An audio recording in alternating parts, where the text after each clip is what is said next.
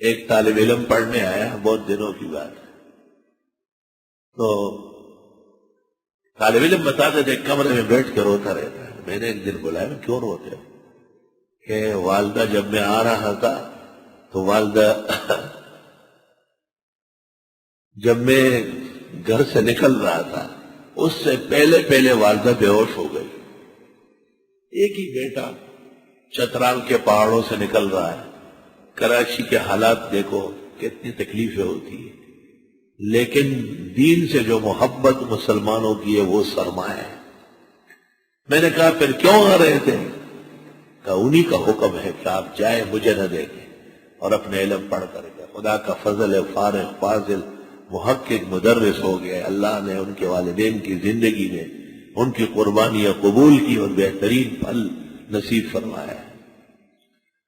مولانا اعزازعلی صاحب نے اپنی طالب علمی کا واقعہ لکھا ہے نا، نور الہدیٰ کے شروع میں، پڑھ لینا، کیا عجیب و غریب، توبہ توبہ۔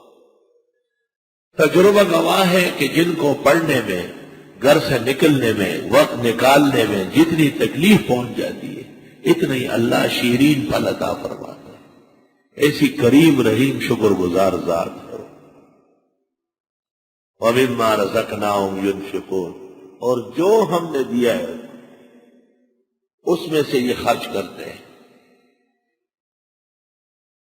ہماری کیا چیزیں ہیں؟ رزقناہم، اللہ ہی کا دیا ہوا ہے، خدا نے توفیق دی ہے، صبح سے بیٹھے رہتے ہیں، اللہ نے آپ کو مالا مال کیا ہے، تعطیلات جو آرام کے لیے ہیں آپ قرآن کو دے چکے ہیں۔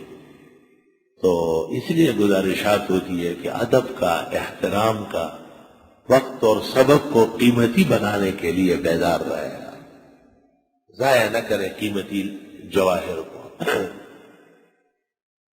وَمِمَّا رَزَقْنَاهُمْ يُنْفِقُونَ، اور ان چیزوں میں سے جو ہم نے ان کو دی ہے خرچ کرتے ہیں۔ سورۃ حدید میں اللہ تعالیٰ نے خرچ کرنے کے 4 مقامات بتائے۔ ایک تو یہ کہ ہم نے دیا ہے خرچ کرو، دوسرا یہ کہ وَجَعَلَكُمْ مُسْتَخْلَفِينَ فِيهِ، تم کو چند دن کے لیے ذمہ دار بنایا ہے، مستقل تم مالک نہیں ہو، مستخلف چند دن کے لیے خلیفہ بنے ہو۔ تیسرا یہ کہ چلو تیرا صحیح قرض دے دو، وَمَن يُقْرِضُ اللَّهَ قَرْضًا حَسَنًا۔ چوتھا یہ کہ پھر بھی نہیں دو گے تو مر جاؤ گے، رہ جائے گا۔ وَلِلَّهِ مِيرَاثُ السَّمَاوَاتِ وَالْأَرْضِ، یا اللہ